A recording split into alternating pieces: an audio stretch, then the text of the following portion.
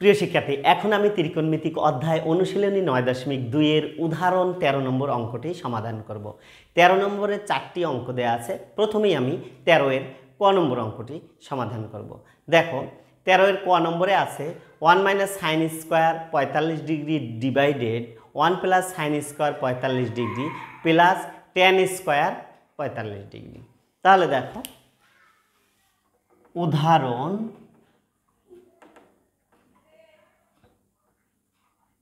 13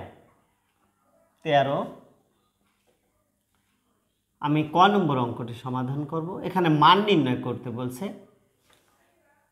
দেখো, প্রথমেই আমাদের আছে কি 1 - sin square 45 degree, 1 - sin square 45 degree.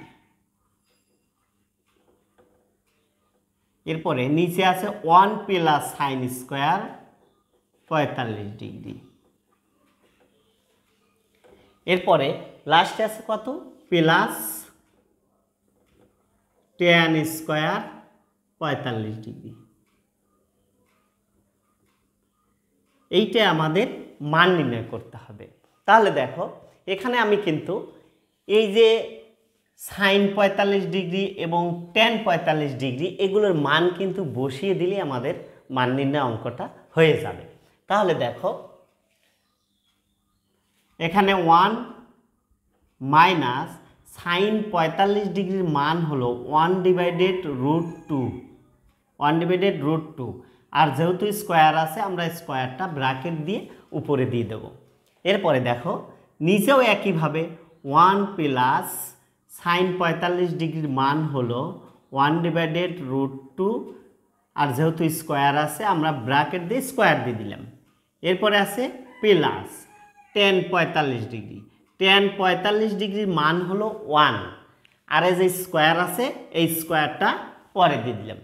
প্রথম আগে তাহলে আমরা ডিগ্রির মানটা বসিয়ে দিলাম, অর্থাৎ sin 45 ডিগ্রি, tan 45 ডিগ্রি, এগুলোর মানগুলো আমরা বসিয়ে দিলাম। তারপরে এই উপরে যে পাওয়ার আছে স্কোয়ার, স্কোয়ারটা কিন্তু আমরা দিয়েছি। এখন দেখো, 1 মাইনাস এই 1-এর উপরে স্কোয়ার আছে, √2-এর উপরেও স্কোয়ার আছে, তাহলে 1কে স্কোয়ার করলে 1ই হয়।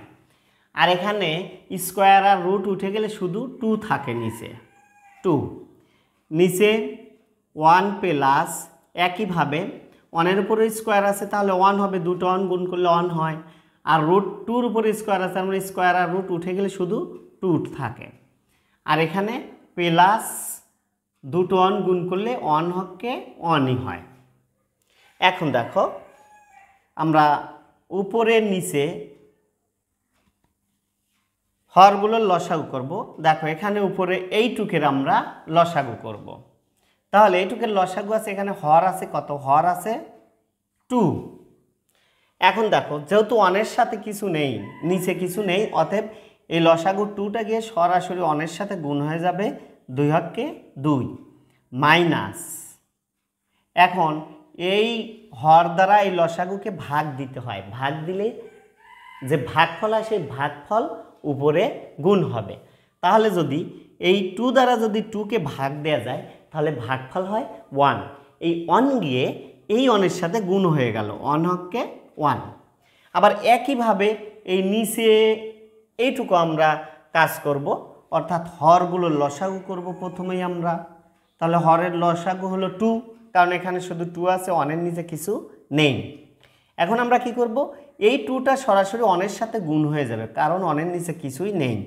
তাহলে 2 হকে 2 প্লাস, এখন এই হর 2 দ্বারা এই লসাগুটাকে ভাগ দিতে হবে, তাহলে 2 হকে 2, 1 গিয়ে ভাগফল হলো 1, 1 গিয়েই 1-এর সাথে গুণ হবে, 1 হকে 1।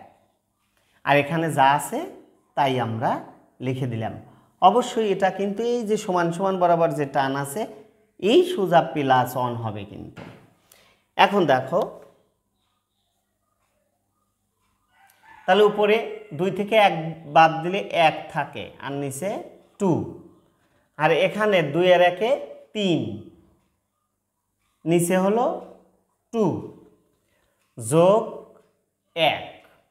এখন দেখো আমরা এখানে চলে আসলাম,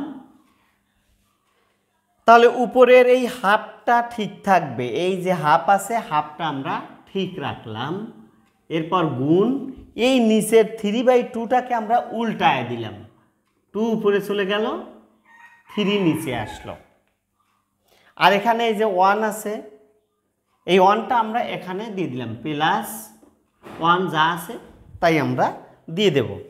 এখন দেখো এই 2 কিন্তু কেটে গেল, তাহলে থাকে 1/3 আর প্লাস 1।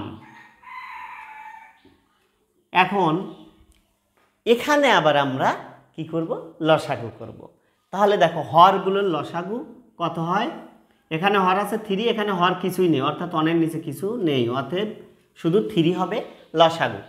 এখন এই হর দ্বারা এই 3 দ্বারা এই লসাগুর 3কে ভাগ দিতে হবে, ভাগ দিলে কত হয়, 1 হয়, ভাগফল হয় 1, এই 1 এই 1-এর সাথে গুণ হলো, এই প্লাস এখন এই লসাগু 3 গিয়ে এই 1-এর সাথে সরাসরি গুণ হয়ে যাবে, কারণ 1-এর নিচে কিছু নেই, 3 হককে 3 ইকুয়াল, তাহলে 3 আর 1-এ 4 আর নিচে কত আছে 3। এইটাই কিন্তু নির্ণয় মান উদাহরণ 13-এর ক এর মানটা হবে কত, আমরা পেলাম 4/3। প্রিয় শিক্ষার্থী, আশা করি অঙ্কটি বুঝেছো। আবার দেখা হবে পরবর্তী ক্লাসে। সবাই ভালো থেকো, সুস্থ থেকো, আল্লাহ হাফেজ।